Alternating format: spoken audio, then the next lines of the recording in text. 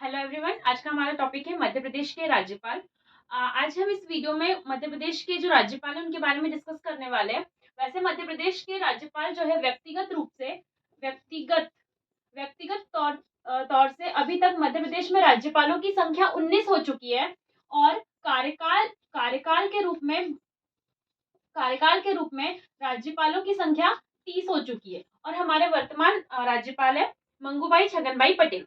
आज हम इस वीडियो में कुछ ऐसे टॉपिक्स के बारे में डिस्कस करेंगे जो एमपीपीएससी लगातार पूछ रहा है। जैसे कि इसके पहले एमपीपीएससी पूछ चुका है कि निम्नलिखित में से कौन से राज्यपाल मध्य प्रदेश के साथ साथ हरियाणा के भी राज्यपाल रह चुके हैं, या फिर ऐसे भी क्वेश्चन पूछा है कि निम्नलिखित में से कौन से राज्यपाल जो है यह संविधान सभा में शामिल थे। तो आज हम कुल 10 राज्यपालों के बारे में पढ़ेंगे, इसके बाद नेक्स्ट वीडियो में पढ़ेंगे। तो स्टार्ट करते हैं। पहले है पट्टाभी सीतारमैया। पट्टाभी सीतारमैया जो है यह मध्य प्रदेश के पहले राज्यपाल नियुक्त हुए थे। अब इनके बारे में कुछ जो इम्पोर्टेंट फैक्ट है वो क्या क्या है कि इन्होंने 1919 में 1990 में अंग्रेजी साप्ताहिक पत्रिका जन्मभूमि का संपादन किया था। मतलब कि क्वेश्चन इस तरीके का बनेगा कि जन्मभूमि जो पत्रिका है इसका संपादन किसके द्वारा किया गया था, किस राज्यपाल के द्वारा किया गया था। तो इसका आंसर होगा पट्टाभी सीतारमैया। यह 1946 से 1949 तक के संविधान सभा के सदस्य रहे थे। तो यह भी क्या है, यह पट्टाभी सीतारमैया संविधान सभा के सदस्य रहे थे। पहले राज्यपाल ये हो गए जो संविधान सभा के सदस्य रह चुके। इसके अलावा इन्होंने बहुत सारी किताबें भी लिखी है। तो इसमें जो इम्पोर्टेंट किताबें हैं वो है national education, feather and stone, Gandhism and socialism, constitution of the world, history of the Congress. इसके अलावा सबसे कम समय तक मध्य प्रदेश के राज्यपाल जो रहे हैं यह भी कौन है, पट्टाभी सीतारमैया। तो सबसे कम समय तक के कार्यकाल जिनका था वह भी कौन है, पट्टाभी सीतारमैया है। दूसरे राज्यपाल नियुक्त हुए थे हरि विनायक पाटस्कर।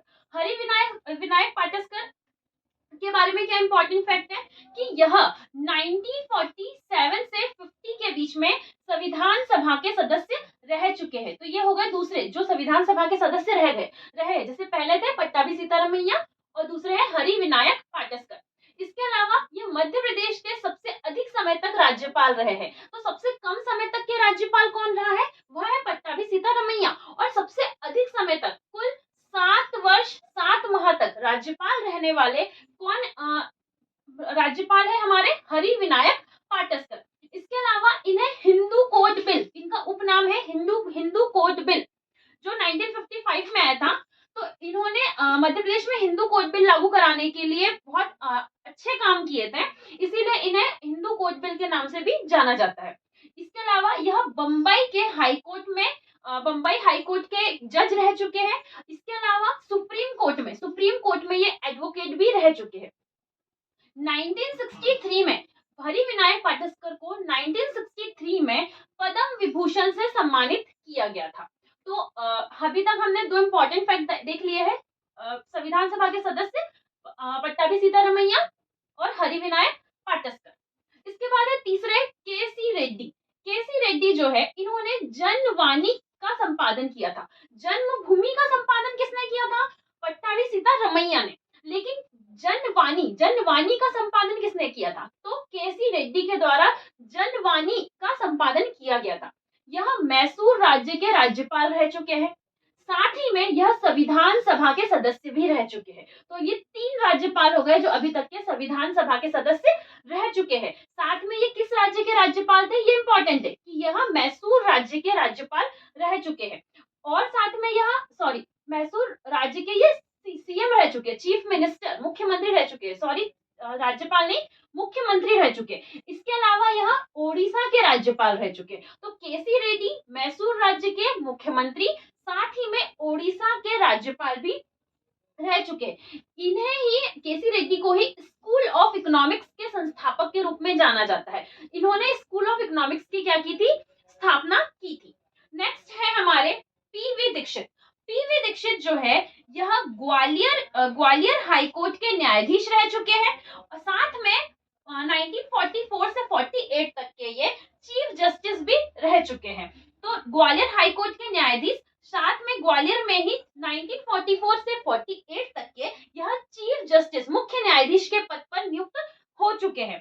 यह मध्य भारत जब मध्य प्रदेश का गठन नहीं किया गया था, इसके पहले उसे मध्य भारत के रूप में जाना जाता था। तो यह मध्य भारत जो था, जिसमें भोपाल वगैरह अलग अलग राज्य में बटे हुए थे, तो मध्य भारत के हाईकोर्ट के यह जज रह चुके हैं।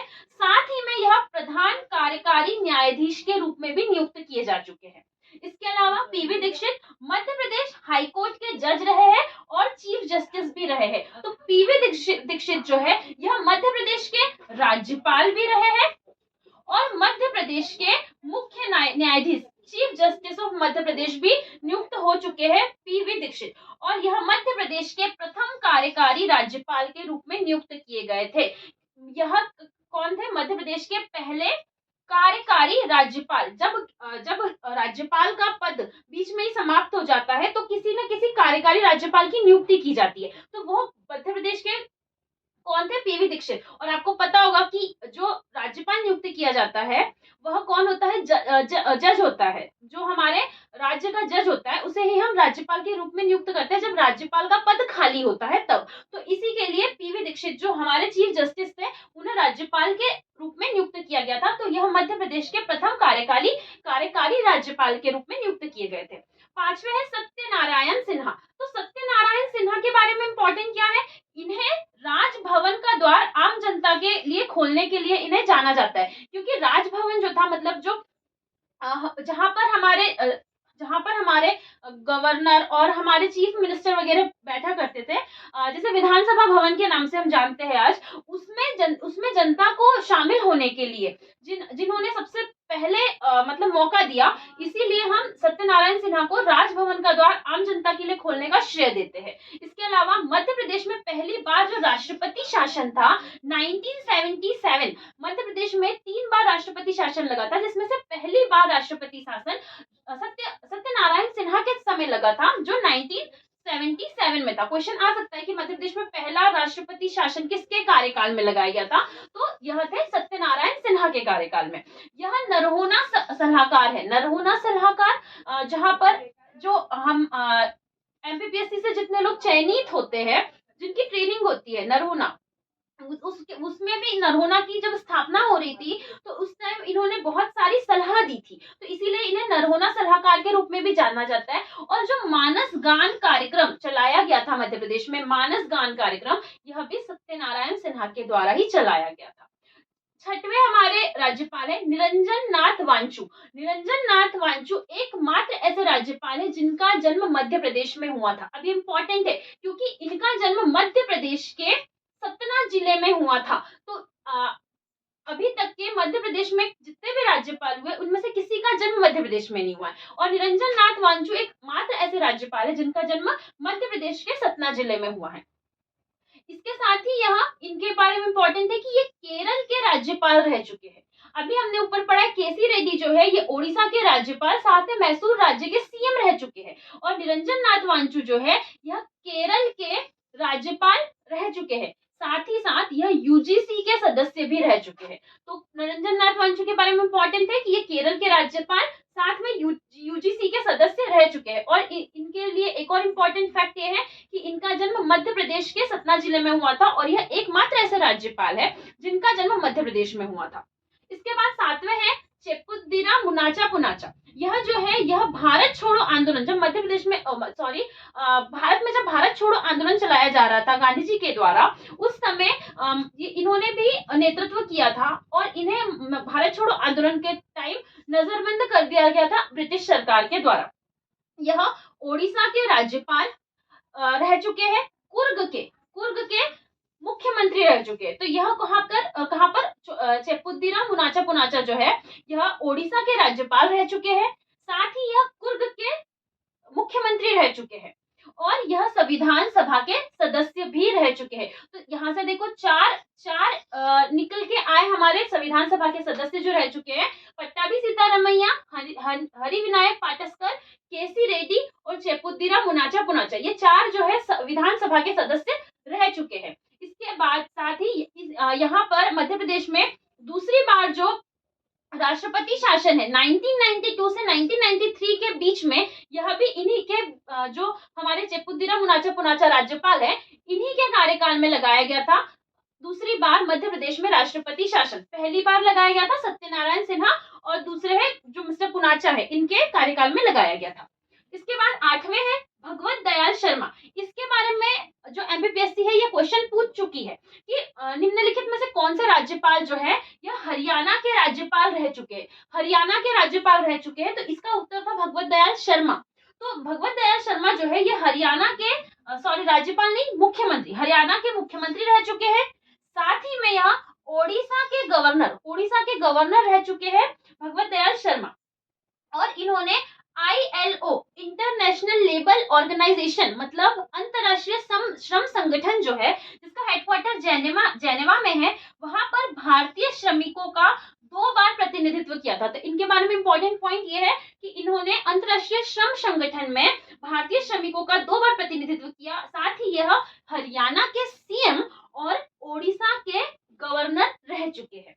इसके बाद है जीपी सिंह जो है यह मध्य प्रदेश के 2 बार कार्यवाहक राज्यपाल के रूप में नियुक्त हो चुके हैं। मध्य प्रदेश के 2 बार कार्यवाहक राज्यपाल के रूप में नियुक्त होने वाले व्यक्ति कौन है? जीपी सिंह है, और यह मध्य प्रदेश के हाईकोर्ट के जज रह चुके हैं। मध्य प्रदेश, जैसे कि ऊपर मैं बता चुकी हूँ पीवी दीक्षित के बारे में, कि जब राज्यपाल का पद खाली होता है तो जो हमारे मुख्य न्यायाधीश होते हैं उन्हें ही राज्यपाल के रूप में कार्यभार सौंपा जाता है। तो इसी तरीके से जीपी सिंह जो है यह मध्य प्रदेश के कार्यवाहक राज्यपाल रह चुके हैं, वो भी कितने बार? 2 बार, और ये मध्य प्रदेश के हाई कोर्ट के चीफ जस्टिस भी रह चुके हैं। इसके बाद नेक्स्ट है हमारे के एम चांडी जो है यह भोपाल गैस त्रासदी हुई थी 2-3 दिसंबर 1984। इस समय मध्य प्रदेश में जब भोपाल गैस त्रासदी हुई थी, उस समय गवर्नर कौन थे मध्य प्रदेश के? एम चांडी थे। और यह गुजरात राज्य के राज्यपाल रह चुके हैं। साथ ही यह पौंडीचेरी के उपराज्यपाल भी रह चुके हैं। 1966 में इन्होंने भारतीय रबर उत्पादक संघ की स्थापना की थी। तो भारत में भारतीय रबर उत्पादक संघ की स्थापना 1966 में किसने की थी? के एम चांडी के द्वारा की गई थी। और इन्होंने जो रबर उत्पादन करने वाले जो मजदूर हैं, इन्हीं के ऊपर एक पत्रिका का संपादन किया था जिसका नाम है तोजी लाली। तो तोजी लाली पत्रिका जो है यह रबर मजदूरों के जीवन पर लिखी गई पत्रिका थी, जिसका संपादन के एम चांडी के द्वारा किया गया था। तो जहां भी रबर के जैसा कुछ उल्लेख आता है कि उससे रबर से जो मतलब रबर उद्योग के लिए या रबर उत्पादन के लिए जो कार्य करने वाले राज्यपाल थे वो कौन रह चुके हैं? तो के एम चांडी होंगे, क्योंकि उन्होंने रबर मजदूरों के लिए बहुत सारा काम किया है।